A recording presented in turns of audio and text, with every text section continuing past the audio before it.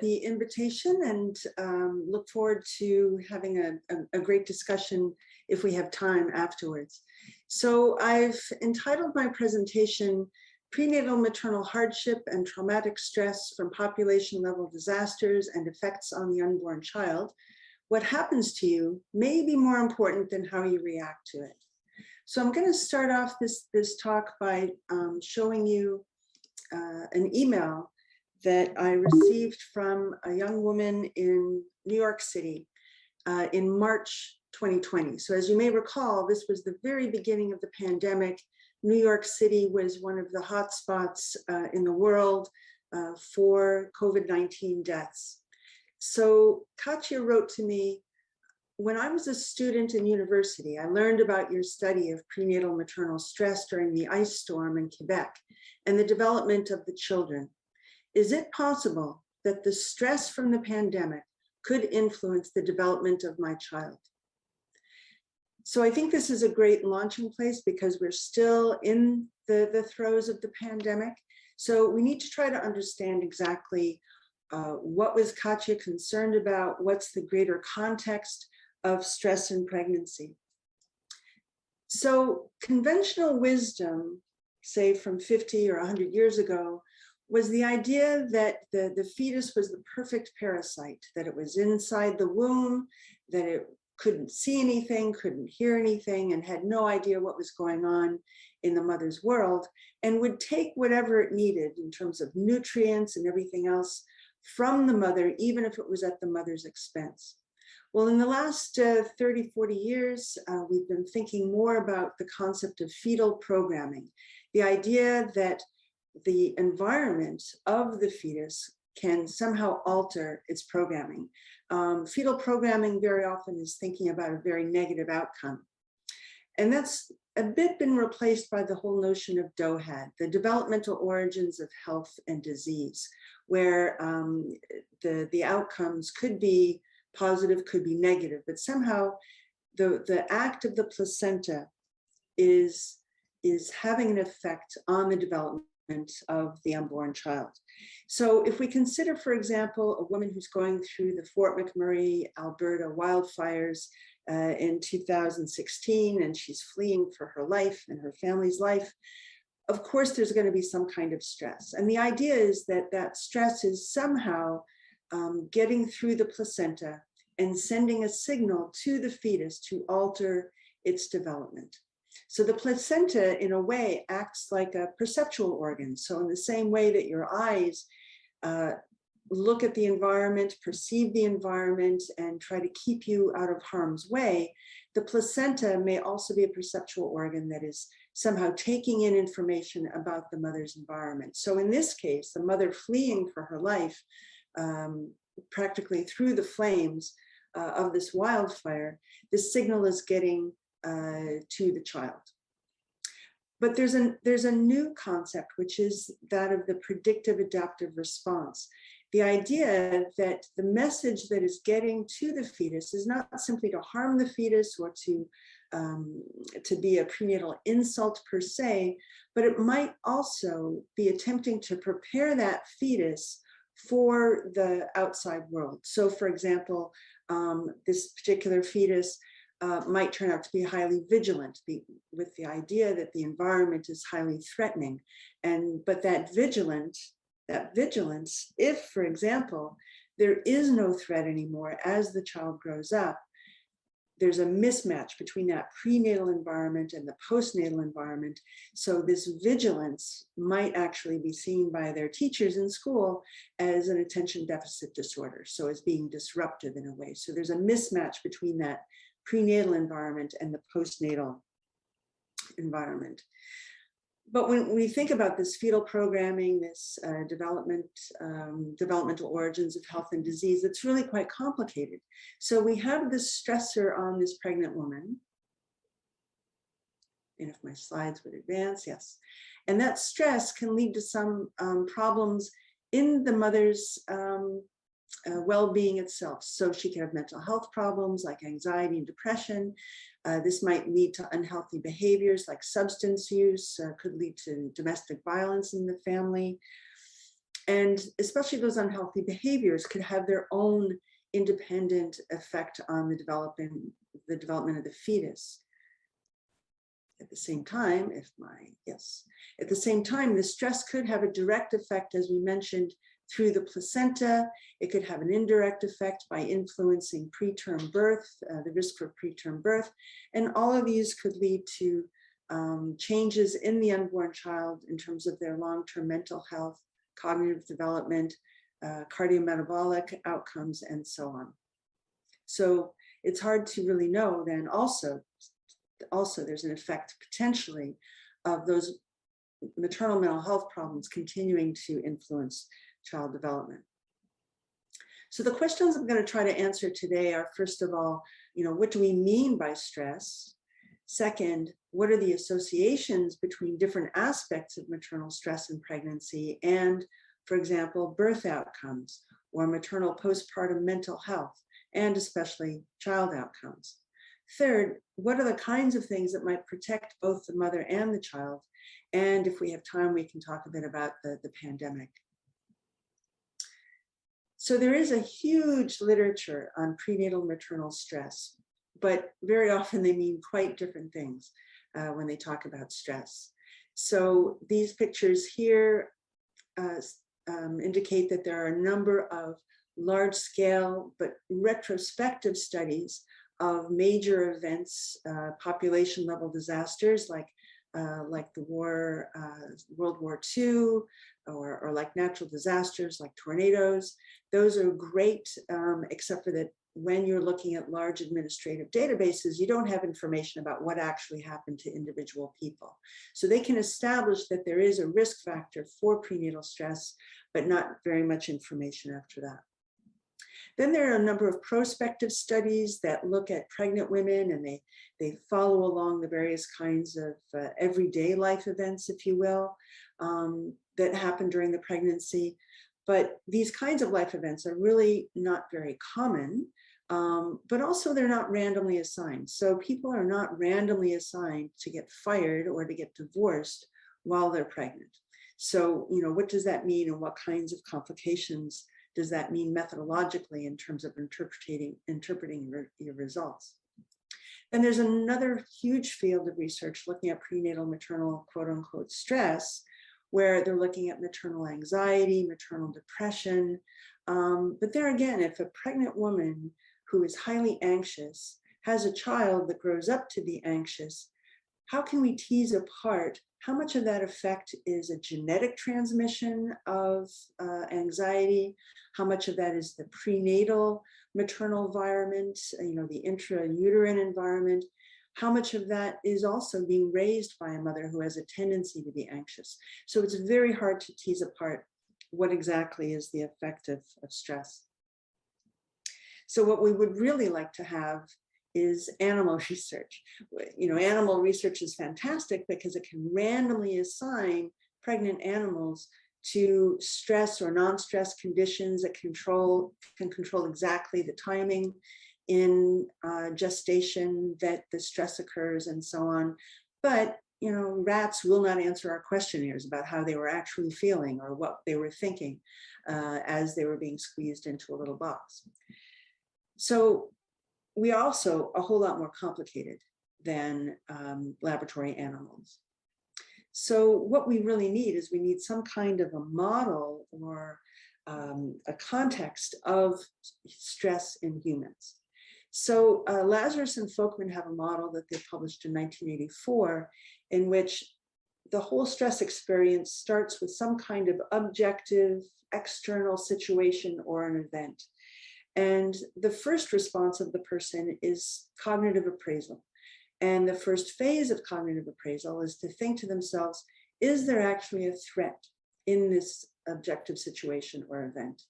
And if they conclude that no, there is no threat, well, then they have no stress. That's pretty clear. If they say, yeah, there is a threat here, well, then they go through a second phase of cognitive appraisal, and they try to evaluate, do I have the resources I need to actually cope with this particular threat? If they determine that, yes, I do have the resources to cope, then they might conclude that, yeah, there is a stress, but it's a positive motivating stress.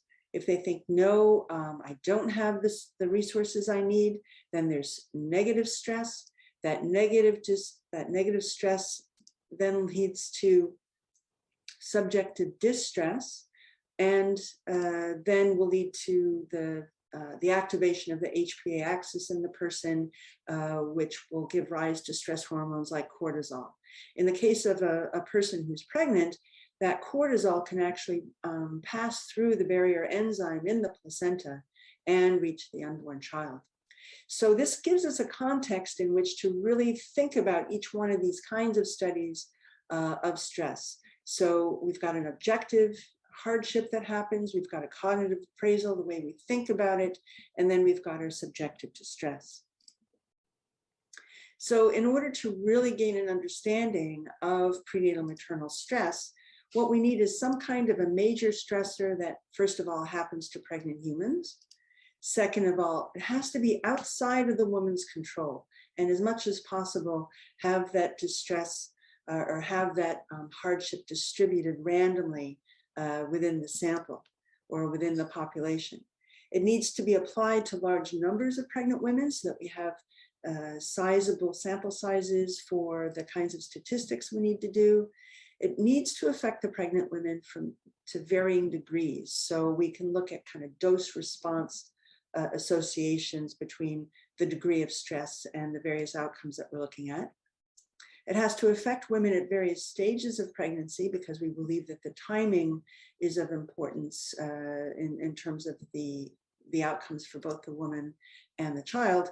And it has to be the kind of an event that will allow researchers to get in there and assess the level of exposure and the woman's reaction as soon as possible after the event.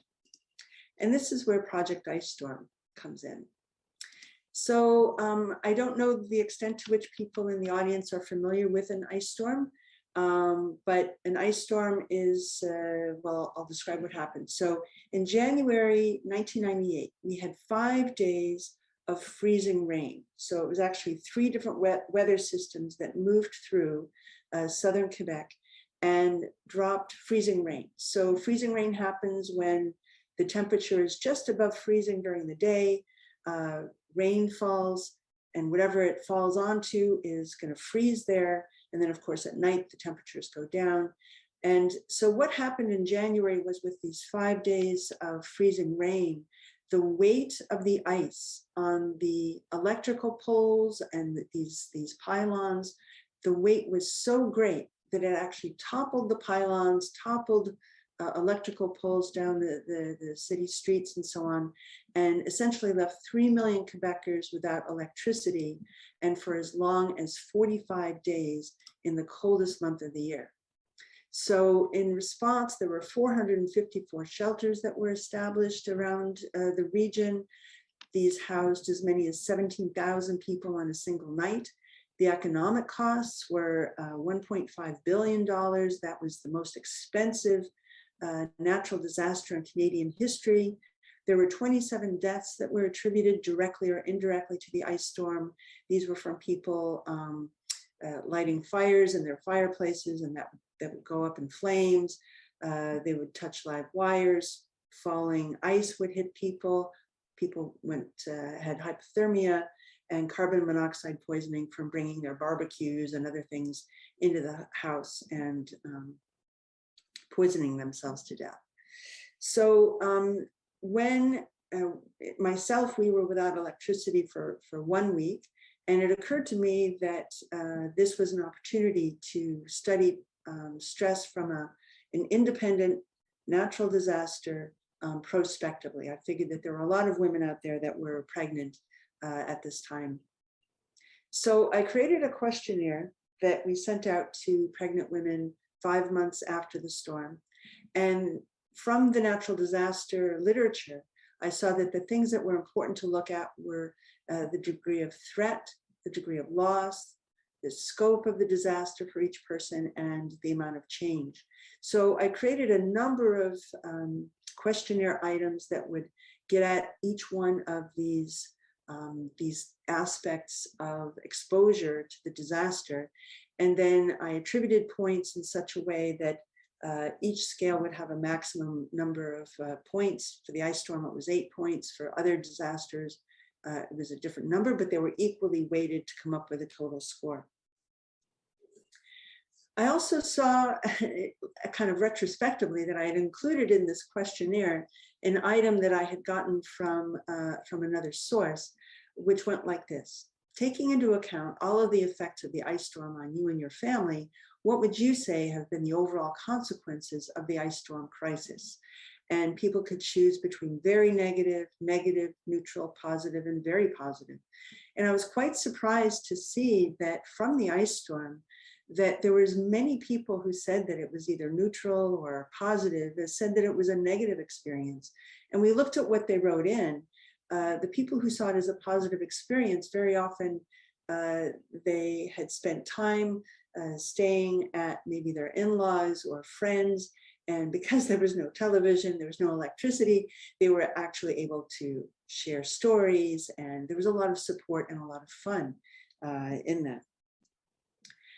So in order to look at subjective distress, I saw that in the disaster literature, there's a scale called the Impact of Events Scale, revised, that looks at the severity of post-traumatic stress symptoms. And I thought that would be a good way to see how people reacted to the disaster. And so each questionnaire, this one actually was for the Iowa flood study that I'll tell you about in a minute, but asks the person about their avoidance symptoms, their intrusive thoughts and images, their levels of hyperarousal with respect to the disaster in question.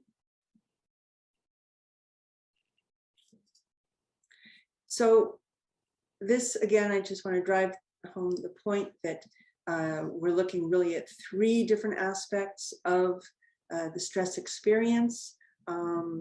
For Project Ice Storm, I only had these PTSD symptoms that are reported on at the time of their assessment, which is very often many months after the disaster. And in the other disasters, we included 2 scales that were peritraumatic. That is, I know it's been 6, 7, 8 months since the disaster, but I would like you to think back and tell me how you were feeling at the time, at the height of the disaster. And so we have a scale of distress and another one of dissociation. And then another really major aspect of these studies is looking at the timing, because from the question, or from the perspective of fetal programming, it's that organ or that part of the fetus that is in a period of rapid growth that is the most likely to be affected by any kind of prenatal insult, whether it's alcohol or stress, whatever. So timing can be a very important factor here. So from Project Ice Storm, I just want to say that we identified pregnant women through the offices of obstetricians. We identified 1,140 women who were pregnant at the time of the ice storm, or who became pregnant in the 3 months following the ice storm. We sent out the questionnaires to them, 1,140, and we got 224 back. That is a response rate of 15%. So in no way can I use results from Project Ice Storm to say what actually was the situation or what was the effect on that region called the Montérégie, where we were looking at women. So on the other hand, although it's not an epidemiological catchment area type study, we can still look at the dose response between the level of stress and outcomes in the mom and the kid. So on average, the women in this study were without electricity for 15 days, and some women for as long as 45 days. They were on average 4 days without telephone. There were very few cell phones at the time, but women were without phones, some of them for as long as 34 days. Only a third of the women never left their own home. So what happened was that the power grid failed gradually day after day. More and more people lost power. And so you would move to one place, they would lose power, you'd move to the next place. So only a third of women never left their own home. Half of them moved once or twice, and 15% of the subjects moved up to 15 times. About 4% of the women met criteria for possible PTSD. This is about what you would expect from a natural disaster. But the people in this study had significantly higher socioeconomic status, education, and income than the regional averages. So again, we can't consider that this is a representative sample. 6 months after each woman's due date, we sent another questionnaire. Of those 224 women, 177 gave us permission to contact them again. So at 6 months, we got questionnaires from 176 of them. 17% met criteria for postpartum depression. That's about the norm. 8% gave birth preterm. Again, that's about what you would expect. So as I mentioned, we sent out that first questionnaire in June 98, 5 months after the beginning of the ice storm. Another one 6 months after the due date. And over the years, we have pestered these families repeatedly until most recently, when the children were young adults, now 19 years old, we were able to see them. So we saw them face to face, a subgroup of kids when they were 2 years old, 5.5, 8.5, 11.5, 6, 13, 15, 16, and 19. So I mentioned that there are other disasters. So Project Ice Storm is the longest running that went till age 19 and for which we have the most biological data. 10 years after the ice storm, we saw that there were major floods in the state of Iowa in the United States, and we collaborated with a group there. And interestingly, they had already been collecting data on pregnant women long before the flood happened. And so they had actually psychosocial data on those women before the flood. So here we have a pre-post study of prenatal stress. But what we really wanted was samples of the placentas. So in 2011, we were able to go to Australia and recruit women in the hospital, and we got samples of the placentas for those who had been exposed in their first and second trimesters. Then we really wanted to do something to help these women, rather than just confirming time after time that prenatal stress has an effect. So in 2016, we had these wildfires in the town of Fort McMurray, Alberta, where a town of 80,000 people at the very end of the road, way up north, with nothing but tundra north of them. All 80,000 people had to evacuate in the span of a few hours. Luckily, nobody was actually killed by the fire, but we included an online expressive writing intervention, but our sample size was too small. So then a year later, when we saw that the city of Houston was underwater following Hurricane Harvey, this time we pulled out all the stops and we recruited over 1,000 women and tried the same expressive writing intervention. And then more recently, since 2020, I've been involved in 3 different studies of stress from COVID-19. So I'll try it over the next half an hour or so to give you an idea of our results. So the main objectives of this, what we call SPIRAL, the Stress and Pregnancy International Research Alliance. If you want to look up our papers, they're here at mcgill.ca/spiral. So the objectives of SPIRAL are, first of all, to establish what are the actual parameters of prenatal maternal stress that have effects on specific outcomes in the child, cognitive, behavioral, physical, and motor. And then what might moderate those associations? So could prenatal care make a difference, or social support, or cognitive appraisal might moderate that effect? Then we also look at,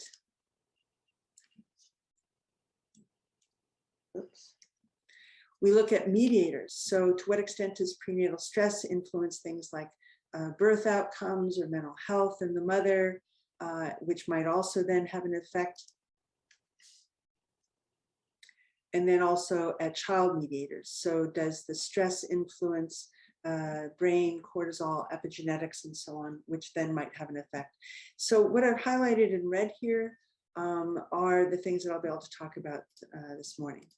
So if we look first at birth outcomes, for example, so we did not find any main effects of either the objective hardship or the subjective distress on birth weight and gestational age at birth, but we did find a main effect for the timing, where the lowest birth weights were for pregnancies that had been exposed to the ice storm or the first or second trimester. And kind of the corollary of that is that the greatest percentage of children that were born premature were those that were exposed in the second trimester. But then we also found that there was a main effect, not only of timing, but also of the severity of the subjective stress. So remember, that's the post-traumatic stress symptoms. So here we have the birth weight, and then if they were exposed early, middle, or late pregnancy, and we have this curvilinear association, but the more severe the PTSD symptoms of the mother 5 months after the ice storm, the lower was the birth weight. So we did have an effect there. And this was something interesting I just want to throw out there. One of the results that I had that I sat on for many years because I didn't know what to do about it was that when we actually looked at the head circumference and the length at birth, we saw that the greater the mom's stress, the bigger the head, but the shorter the body. And I had no idea what to do with that. But then I was speaking with Patrick Wadwa at University of California at Irvine, and he said, oh, that's head sparing or brain sparing. The idea that when the fetus, when there's a lot of environmental stress or some kind of an environmental insult, that the placenta will guide the development of the fetus in such a way that it spares the head. So you got to have a brain in order to deal with this stressful exterior environment, but you don't have to be tall. So it's not so much that the heads were big, but that the ratio was altered. And we saw that that was a function not only of the level of subjective distress of the moms, their PTSD symptoms, but that it differed for boys and girls. So sex was moderating the association between subjective stress and this ratio of head circumference to birth length, such that those boys, only in boys, did the level of subjective distress have an effect on that ratio. So as I mentioned, Project Ice Storm, the study that we started with 224 women, was totally not representative of the region. So if you look at this map down here, you can see Montreal, the little black dot, and this area here is a region called the Montérégie, and that's where the disaster was the worst. And you can see that this very dark purple represents 100 millimeters of freezing rain that had fallen. And here's just 50 millimeters that has accumulated on a twig. So these were the regions that was the most badly damaged. So we started a study that we used administrative data from Quebec for the 3 years before the ice storm and the 3 years after the ice storm. So we had a temporal control, but then we also wanted a geographic control. So the Montérégie is down here in the southernmost part of Quebec, near Montreal in purple. So we gathered data not only from Montérégie, but also from here in kind of brown is the capital, Quebec City, that region, and also the lower St. Lawrence region. So together, these were somewhat comparable in terms of socioeconomic status. So we used something called the difference in difference method, where you look over time. So these are the 3 years before the ice storm. We could compare, and this is just a theoretical graph here. This is not actual data. You can see, is there a usual difference between these two regions? And is there like a trend over time? And if, let's say that this is the Montérégie with the diamonds or with the triangles, what would we expect in the year of for children born in 1998 and after? This is what we would expect if there's no effect, but then there might be a a difference. So this is what's called the difference in difference method. And we published these data on the birth outcomes recently, just a few months ago. And when we looked at birth weight, small for gestational age, large for gestational age, preterm birth, the actual gestational age in weeks, what we found was that there was no difference. We could not find that there was any kind of outcome in the Montérégie from 1998 forward that was different from what we would have expected. So we were also able to do some dose response analyses by estimating the days without power based on the postal code of these 94,000 births. And even there, we could not find that there was a significant effect of the estimated days without power. So we didn't see any kind of a major effect. So what this suggests to me is a bit like the title of my talk, is that it's not so much what happens to you as it is the subjective distress, which of course we couldn't analyze in this administrative data, but which in our Project Ice Storm we saw was associated with birth outcomes. So then let's see what, if we look forward and we look at the child outcomes. So when we look at child cognitive development, when the kids were 2 years of age, we had a small grant, $20,000, that allowed us to look at those kids whose mothers had very low objective hardship and those kids whose mothers had very high objective hardship. So more days without electricity. And we didn't have enough money to include the moderate stress kids. But when we looked, this is actually a 10-point IQ difference at the age of 2 years that is associated only with objective exposure, and subjective distress of the moms had no effect whatsoever. So 10 points in IQ, the standard deviation is 15. So that's quite a large effect. So then when we finally got our first grant when the kids were 5.5 and could look more extensively at the entire sample. And we saw that once again at ages 5 and 8, that there continued to be this significant difference between low objective hardship, high objective hardship, with no effect whatsoever of the mom's subjective distress. It changed a little bit when the kids were approaching adolescence, where there was a difference between boys and girls, where the boys continued to have an effect, this time a linear effect of objective hardship, where there was no longer an effect in girls. We also looked at the children's behavior problems, their psychological problems, using the child behavior checklist. Here I'm showing you results for internalizing problems, which is anxiety, depression, withdrawal. So here we saw effects of both objective exposure and subjective distress. And you can see the results here for ages 4, 5, 6, 8, 9, and 11 years. And with the objective exposure, we did have a significant effect of objective hardship at each age, but those effects were much more pronounced looking at subjective distress. And these are the results actually controlling for objective hardship. Now, what this means, it's hard to tease apart.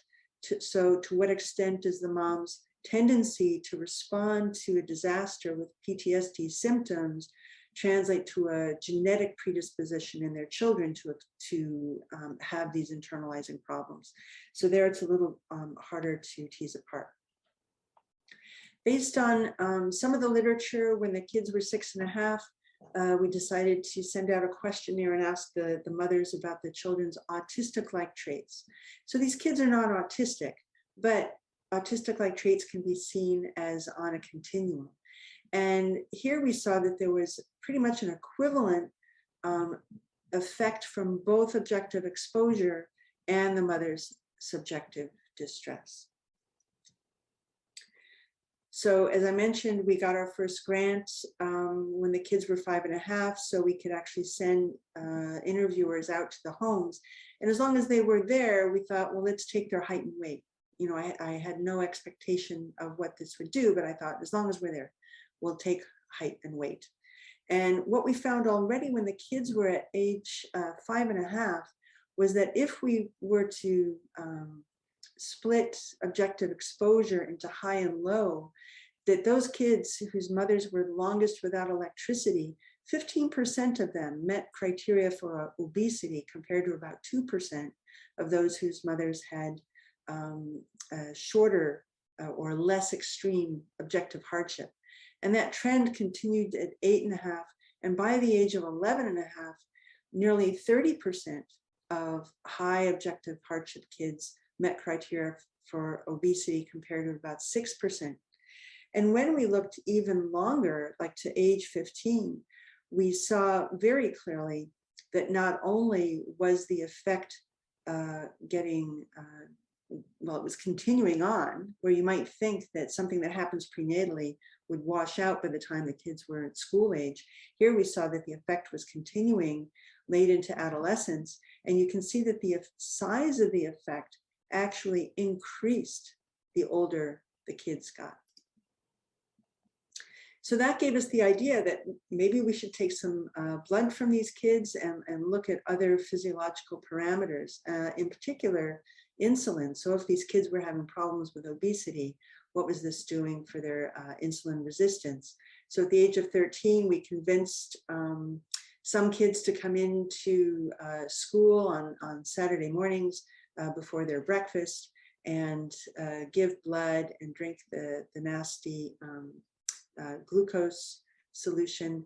And here again, we saw it was the objective exposure to the ice storm, so their objective hardship, that was significantly correlated with their insulin resistance from a glucose tolerance test, and not the mom's subjective distress. Another person in the lab, Franz Veru, took that blood and looked at various measures of immune function, such as cytokines, and saw that it was, again, only the objective exposure that predicted the levels of pro-inflammatory cytokines like TNF-alpha, interleukin-1 beta, and so on. So I could probably talk for 2 hours if I tried to give you all the results from Project Ice Storm. But suffice to say that we did find that there were many effects of timing in the pregnancy of the ice storm. We were very impressed that the objective hardship had the effects that it did, and that subjective distress was primarily predictive of behavioral outcomes like internalizing, externalizing problems, but also some physical outcomes. So I have a student, Sandra Lafortune, who decided to look not only at our studies, but other studies of natural disasters. And she published a meta-analysis of 37 studies this year. And for many studies, they would maybe be looking at subjective distress like anxiety or depression. Our studies and some other studies also looked at objective hardship, and our studies really looked at the cognitive appraisal. And what she found was that for all areas of child development that she looked at, there were significant effects of the severity of the objective hardship here in yellow, and also for the degree of subjective distress. But that in general, there were not that big effects if we just looked at main effects of cognitive appraisal. So then she looked within the type of disaster and saw that the effects of the ice storm were significantly greater than the effects of studies from floods, including the 2 floods that we were looking at. And our thoughts about that are that the ice storm was something that affected everybody. And so there was no getting away from it, right? Whereas floods, usually you can go a few miles and you're away from the flood and there are people there who are high and dry who can help you. But there was something about the global nature of the ice storm that had special effects. So we also wanted to look at moderators of this effect. So in particular, what kinds of things might protect the mom and the child from these disasters, from this stress. So I just wanted to show you some pictures from the Queensland floods in Australia in 2011, and just mention that actually this week there is equal or worse flooding in exactly the same region. So we want to keep these people in our thoughts. But back in 2011, I connected up with Professor Sue Kildea, who was part of a randomized control trial of 2 forms of prenatal care. Now, in Australia, all babies are born with the help of midwives. Even if they're in a hospital, the maternity ward is manned by midwives, not nurses or necessarily doctors, as in North America anyway. So what they were looking at was something called midwifery group practice to compare with standard care. So in standard care, there's no primary care. So when a pregnant woman goes to the clinic, they meet, whichever midwife happens to be on duty that day. Their prenatal care is maybe from a general practitioner or antenatal clinics or in hospital. And very often they're unfamiliar with whichever midwife shows up at the birth. So it's an unknown person. Whereas midwifery group practice, there are 3 or 4 midwives in a group. So there's a primary caseload midwife, but others in that group. So the prenatal care and postpartum care up to 6 weeks are provided, and a known midwife is there at the time of the birth. So this trial, you may be familiar with it, is called MANGO, and most of the research that they've done on just in not during the flood, but in regular time, was that this midwifery group practice is a more positive birth experience for women, and it's even less expensive than the standard care. So after these floods, we were able to piggyback onto this study and look at, for example, maternal mental health postpartum. And I don't know why my animation will never work when there are people watching. Okay, so one of the things we did was we administered the Edinburgh postpartum depression scale when the moms were 6 weeks after birth. And we saw that those mothers who were in the group midwifery practice, this line in red, irrespective of the degree of objective hardship, their depression levels were fairly low. As long as the hardship levels were low, it didn't make a difference what kind of prenatal care they were receiving. But for those women who were in the standard care, the greater the objective hardship from the floods, the higher was their postnatal depression. We also looked at the development of the kids. So this is when the kids were 6 months of age, the mothers completed something called the Ages and Stages questionnaire. And pretty much across the board, the children of mothers who had been randomized, recall, to the midwifery group practice had tended to have better outcomes, but had significantly better outcomes in fine motor and problem solving. So one of the reasons we believe that the midwifery group practice has this effect could be through social support, because those midwives and their patients really developed a rapport that was very helpful. And we had actually found, following the Iowa flood studies, you'll recall that in this study, they could control for the women's anxiety and depression before the floods and look at that trajectory over time. And they found that the greater the social support, the more the women were protected from the effects of the flood. And we have seen,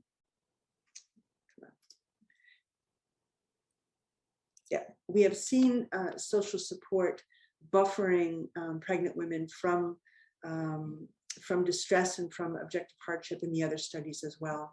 So from the Fort McMurray wildfires, Barbara Verstraeten found that especially when peritraumatic distress, you remember that's the scale where we asked the women, how distressed were you at the time driving down the road with walls of fire on either side?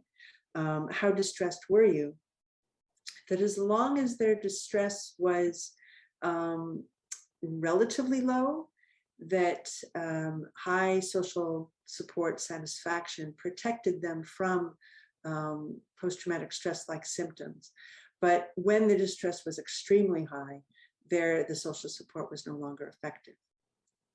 Barbara also looked at positive cognitive appraisal. So you'll recall that question where we asked, if you take everything about the disaster into account, would you say that the consequences on you and your family were negative, neutral, or positive? And from the Fort McMurray fire, she saw that having a positive cognitive appraisal was very protective in levels of high levels of objective hardship, where for people with a negative cognitive appraisal of the fires, the greater the objective hardship, the greater were their PTSD-like symptoms. And I put this dotted green line there to show a potential threshold for PTSD symptoms. So cognitive appraisal is one of the variables that we really kind of come to late to analyze, but it is certainly appearing to be very powerful. If you attended the talk a couple of days ago by my former postdoc, Lei Cao,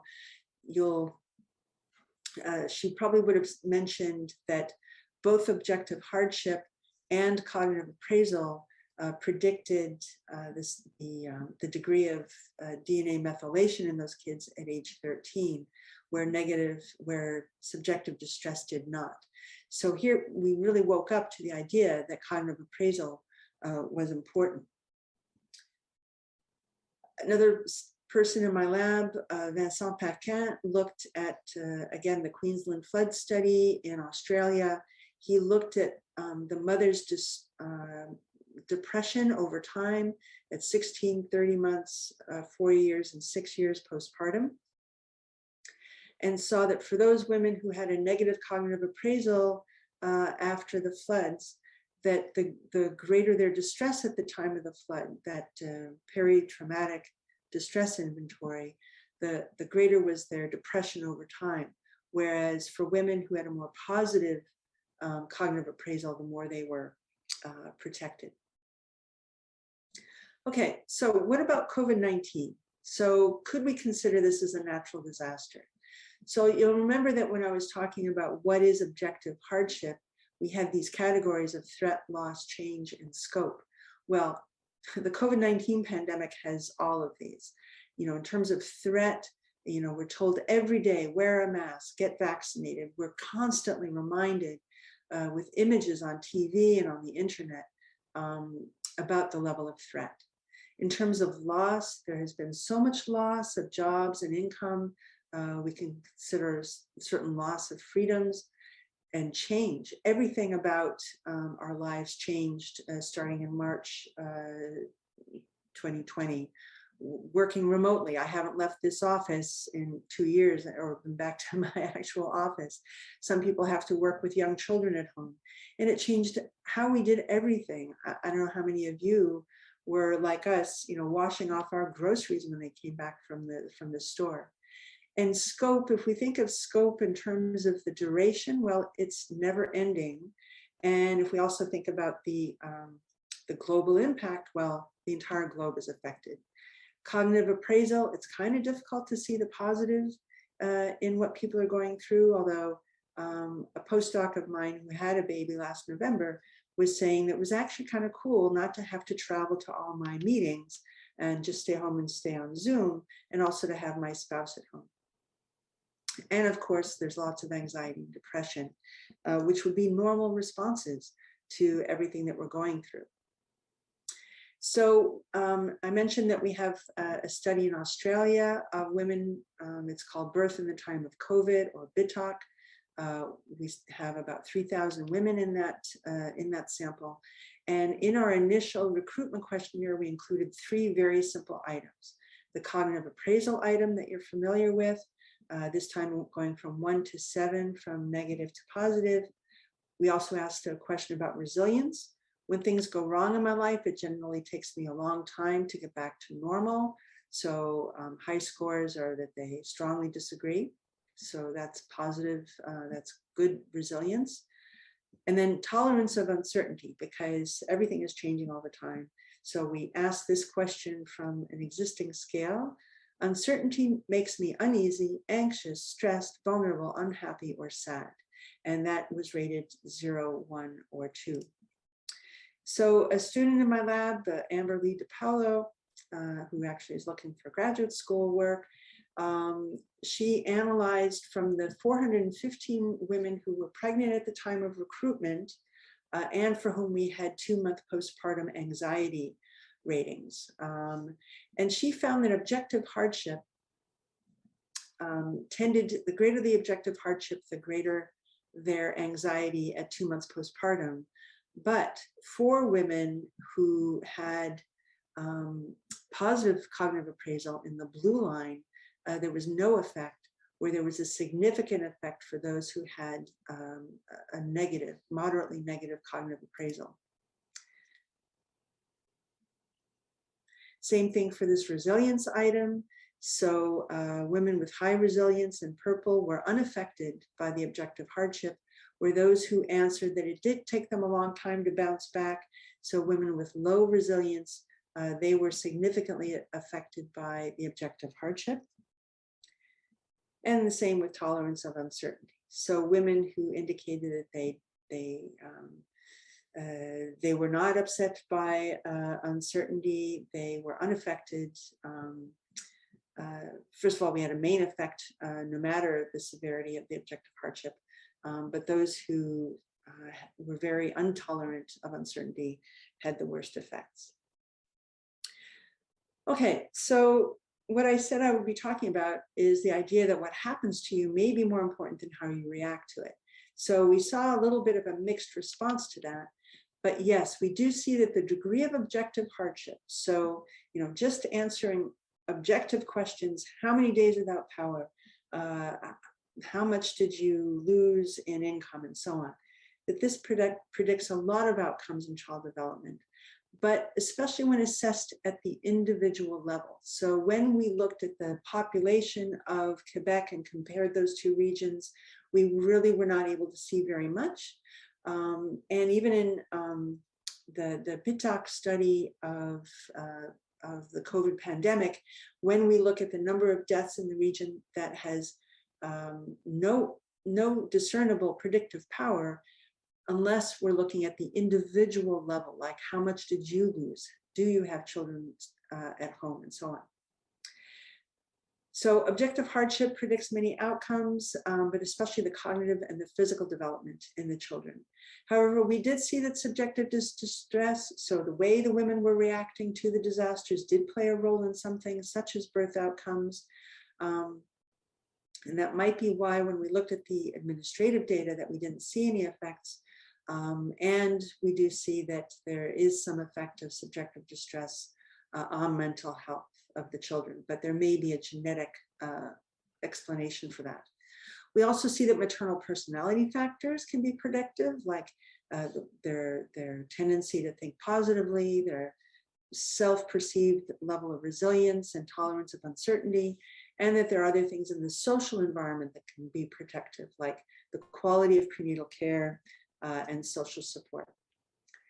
So this woman who wrote to me from New York City in March 2020, in my explanation back to her, in my response, I mentioned that I think of a child as a bit like a beef stew, where the most important big chunks are really the genetics, that those genetics are going to establish kind of the high and low levels, so the range within which the child will develop.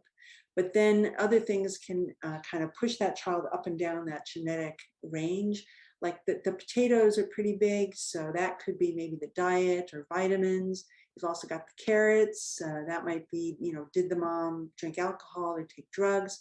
And the peas might represent stress from COVID. So yes, we are seeing effects of prenatal stress, but those effects are relatively minor and probably less important than some of these other things. So I left her with this thought that, your baby has way more advantages being desired by loving parents who are intelligent and articulate than disadvantages. So Alessia, this woman in New York City, did send me some pictures. Everything turned out all right. And Alessia is growing well. So that's all I'll mention today with the time that I have. And so many different people helped out on these studies. And I just want to mention that if you are interested in prenatal stress and child development, this book just came out a few months ago, edited by these people with a dozen chapters. I have a chapter in there that summarizes all of our results from the various studies. So I want to thank you very much for your attention. I'm just going to leave you. I'll leave this slide up here. This is all the stuff I didn't have time to tell you that you might be interested in, but I'm happy to take questions if the organizers think there's time.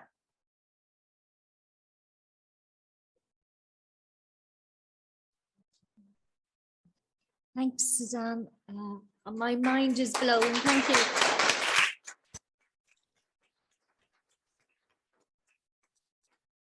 I always have lots of questions, so I probably won't start with my own. So I'm going to go around the floor. So Antje from Switzerland has a question for you, Suzanne.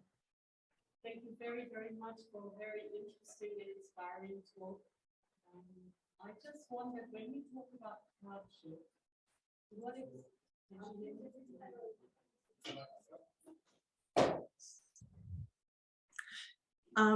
I'll ask somebody to repeat the question because I didn't hear it. Repeat the question in the microphone. Can you hear me now, Suzanne? Oh, yes, of course. Yes. I was saying thank you very much for a really inspiring talk and congratulations on your wonderful body of work.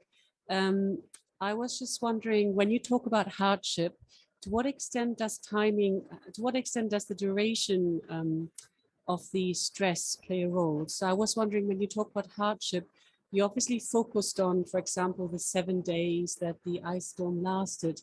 But what happened afterwards? So presumably then for some people, life, houses were rebuilt and electricity was gained again and people sort of restarted their lives. Whereas I guess for some people that wasn't the case. So for me, the question was hardship, where does it end? And to what extent were you able maybe to account, I guess, for these differential effects, if that makes any sense? Yeah, so in each one of the studies, our objective hardship questionnaire asked a lot of questions, had a lot of items, fairly factual items, on what date did you lose electricity and what date did it come back? When did you leave your home? When did you come back to your home?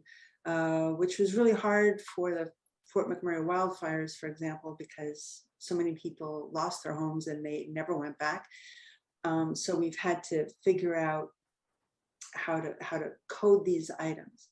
But so the duration is part of the scale that we call scope, both the duration and the intensity. So like the density of the neighborhood that was affected and so on. So this all goes into a larger equation.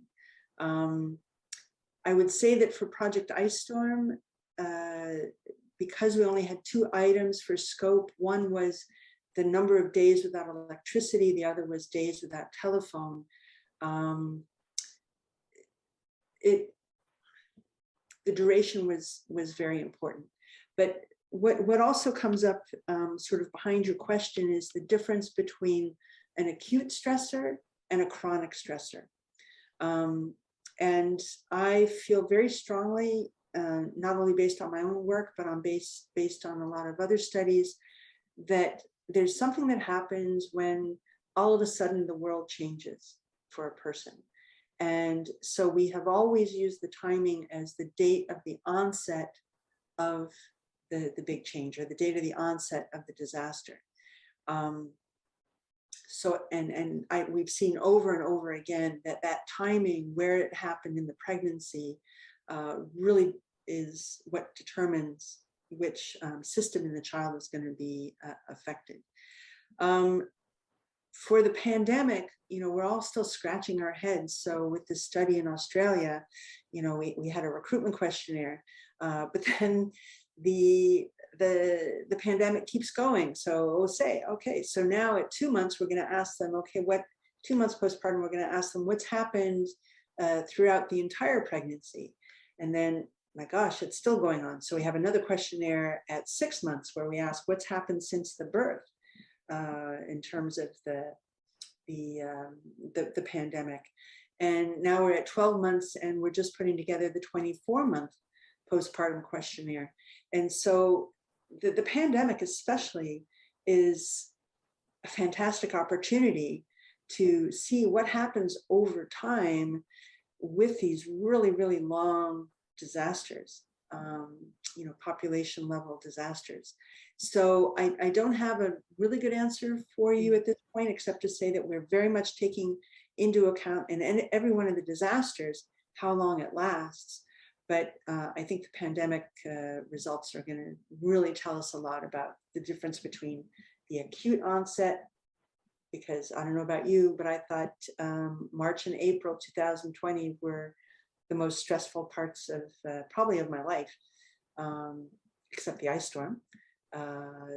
So we'll be able to say eventually the difference between the acute. Thank you very much for that response. I suppose what I was wondering, just a small follow-up question, did you ever ask people when did they start feeling safe again? So from their subjective perception, when did the exposure stop? Or was it always that you defined the length from an objective point of view, if you want to see what I mean? So what we did, especially with the pandemic, because the PTSD questionnaire didn't make any sense, the peritraumatic distress, those questionnaires didn't make any sense at all for the pandemic. And so we created our own scale of the subjective distress. And so at each one of these time points I mentioned, recruitment, 2 months, 6 months, 12 months, now 24 months, we always ask just their level of distress. So it doesn't answer specifically. I really like your question about when did you feel safe again? We've never asked that to anybody. But we should be seeing that in these questions about how distressed are you about this or that aspect of the pandemic, and when does that go very low? But that's a great idea. When did you feel safe again? Suzanne, that's amazing, and I'm looking forward to seeing the data published around the women who had their second birth during the pandemic and how it varied. You were talking about acute versus chronic, like at what point does it become chronic, especially with the introduction of vaccination and things. So it'll be very interesting to see the pandemic itself changed and our management changed. So fascinating to hear more from you in the future. So for now, Suzanne, we say thank you so much. It's been, as I said, the silver lining in the pandemic is we've been able to have you virtually with us. And we mightn't have been able to do something like that before. So we're so very grateful for your time and for sharing with us today. And we just want to say thank you so much. And please do keep in touch. Thank you. Thanks, Thank Suzanne. you very much. And I hope to visit the wonderful country. I've heard it's beautiful. Thanks, Suzanne.